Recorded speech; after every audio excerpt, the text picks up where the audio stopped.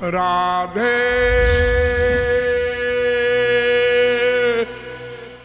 आज के दिन श्री कृष्ण ने एक नाटक किया। आज के पहले ही ब्रज में देवताओं की पूजा नहीं होगी। मनुष्यों की पूजा तो समझदार लोग वैसे भी नहीं करते, लेकिन देवी देवताओं की जो पूजा होती है संसार में संसारी कामना की पूर्ति के लिए, ये बंद होगी। श्री कृष्ण झंडा उठाया और सब ग्वाल बालों को मिलाया, सखियों को मिलाया और बड़ा बहुमत करके और बड़ा नाटक करके कुछ बुढ़े कुड़कुड़ाते रहे कि ये क्या कर रहा है छोकरा, जरा सा छोकरा, और इंद्र की पूजा बंद कर रहा है, गजब हो जाएगा, अंधेर हो जाएगा। लेकिन जब उसके 2, 4, 10, 20, 100, 200 की कौन सुने, बंद हो गई पूजा बंद हो गई। इसकी शिकायत इंद्र को मालूम हुई। तब इंद्र ने अपना कमाल दिखाया, क्योंकि मैंने बताया ना कि स्वर्गाधिक लोक के देवता भी भगवान को नहीं जानते, नहीं जान सकते।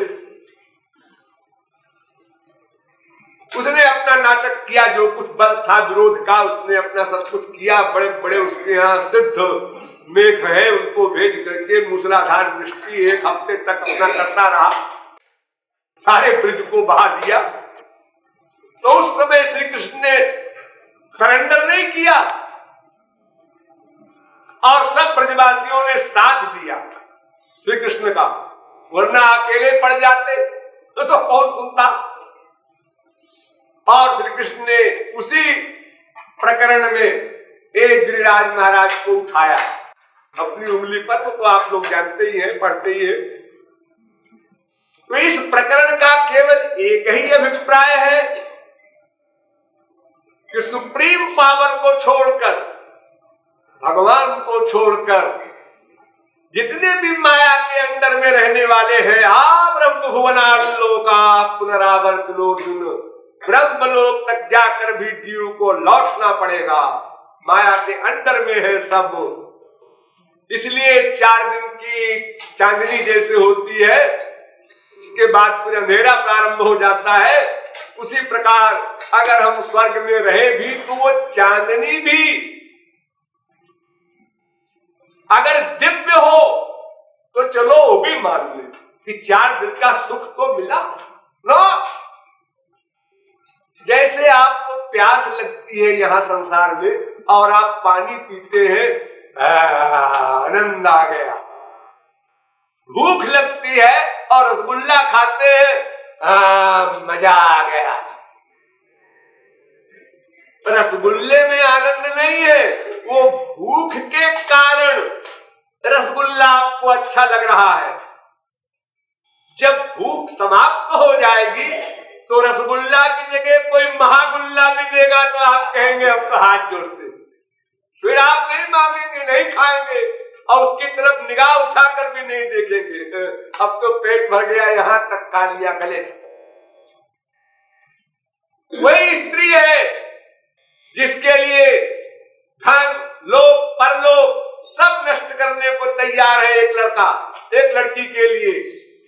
लेकिन वही फिर ऐसा अवतरण होता है कि अकेले में बैठ के सोचता है कहां फंस गए, बहुत बुरी औरत मिली, फिर वो औरत अच्छी होगी, हमारी औरत खराब है, हमारा पति खराब है, उसका पति बड़ा अच्छा होगा। क्यों? वो हम एक दिन वो बात कर रहे थे तो बड़े नम्रता से, मिठास से बोल रहा था, ब्याह हो जाए तो चल जाए पता कैसी मिठास है। ये तो एक्टिंग में सभी एक दूसरे से नम्रता की और सभ्यता की बातें करते हैं। आइए बहन जी बैठिए, आइए माता जी, ये तो एक्टिंग सभी लोग कर लेते हैं। लेकिन अपनी माँ के प्रति, अपनी बीवी के प्रति, अपने पति के प्रति जो उनका दैनिक व्यवहार है, भीतर सोचने का, बाहर क्रिया करने का। अरे सखी से बात करती है, सखी अरे पूजा वो आते होंगे, आते आसमान सर को उठा लेंगे, चाय लाओ चाय लाओ।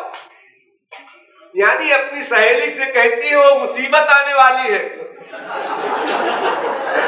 5 बजे, और जब पति आ गए दौड़ के उनका कोट उतार रही है, जूता उतार रही है, क्या बढ़िया है। आप लोग तो अनुभव करते हैं, भुक्तभोगी है। हाँ, तो श्री कृष्ण ने परात्पर पूर्णतम पुरुषोत्तम ब्रह्म श्री कृष्ण की उपासना के दृष्टिकोण से ही देवताओं की पूजा बंद करा दी और गिरिराज पहाड़ की पूजा की। श्री कृष्ण कहते हैं देखो, पहाड़ को पहाड़ न मानो, नदी को नदी न मानो, पेड़ को पेड़ न मानो, मैं सर्वव्यापक हूं। अगर तुम पहाड़ में भगवान की बुद्धि कर लोगे तो वो भगवान उसके अंदर व्याप्त है, इसलिए तुमको भगवान का फल मिले। 2 चीज है पहाड़ में, एक माया का मटेरियल मिट्टी कंकड़ पत्थर, और एक उसके कण कण में व्याप्त भगवान। इन 2 चीजों में तुम जिसकी उपासना करोगे वही तुमको मिल जाएगा, क्योंकि दोनों चीजें हैं।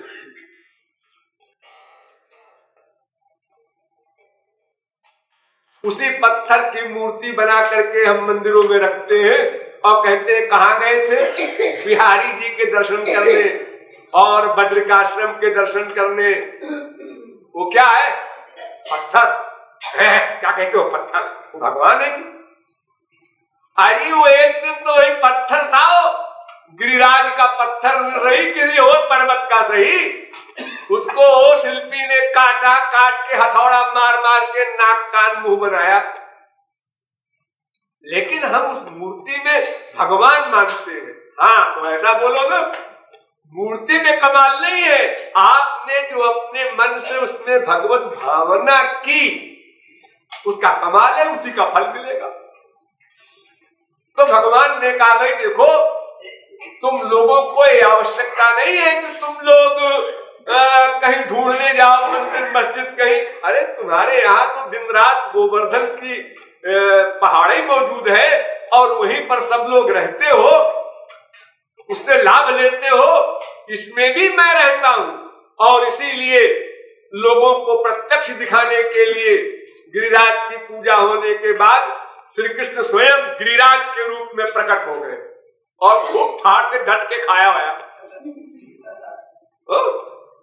खुदे उपासक खुदे उपास्य, स्वयं पूजा करने वाले एक रूप में पूजा कर रहे थे और दूसरे रूप में गिरिराज बन गए।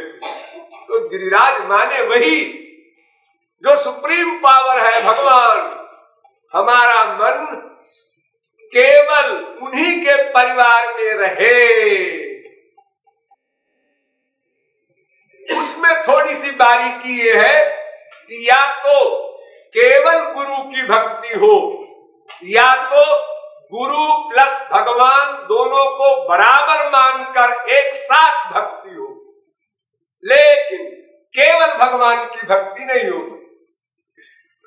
सो बिन संत न काहू पावा, वो गुरु के केराफ ही भगवान का कांटेक्ट होता है।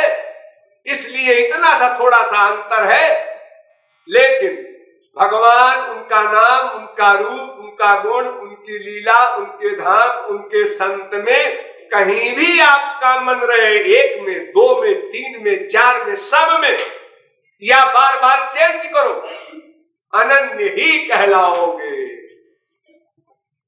और ये अवस्था आते आते जब केवल मन में एक वे ही रह जाते हैं, संसार नहीं रहता, उसी को कहते हैं माम एकम शरणम ब्रज। ब्रज में अभी कुछ दिन पहले की बात है, एक बाबा जी तमाम शिष्यों को लेकर के, गृहस्थी लोग तमाम थे, परिक्रमा कर रहे थे 84 कोस ब्रज की। ब्रज में ऐसा नियम है, आज भी साल में 8, 10, 20 बार कोई बाबा कहीं से अपने तमाम शिष्यों को लेकर के 84 कोस की परिक्रमा करता है। उसके साथ अस्पताल भी रहता है, पोस्ट ऑफिस भी रहता है। बड़ा प्रबंध रहता है, 1000, 2000, 4000 आदमी रहते हैं।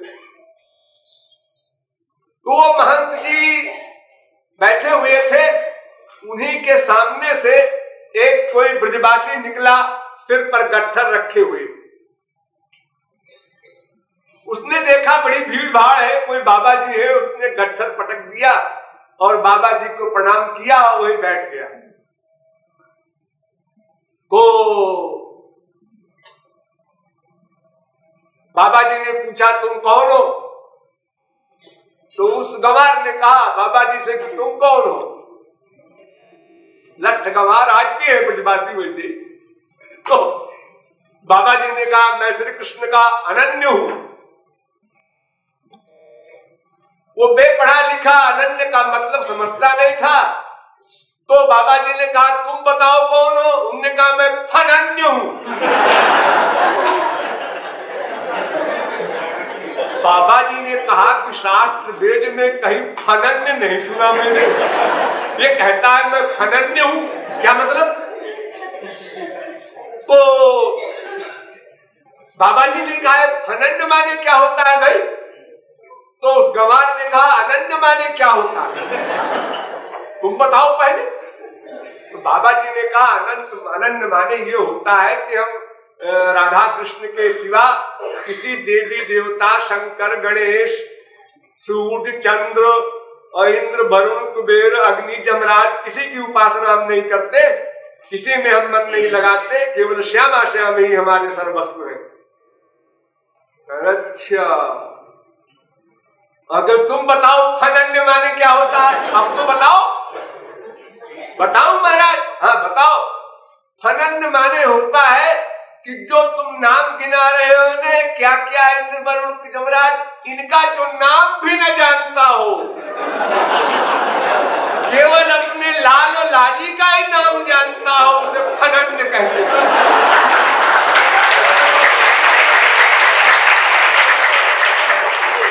वो इतने बड़े महंत इतने लज्जित हुए, सिर झुका लिए और उस ब्रजवासी के चरणों में गिर गए कि सचमुच तू वास्तविक अनन्य तू ही है।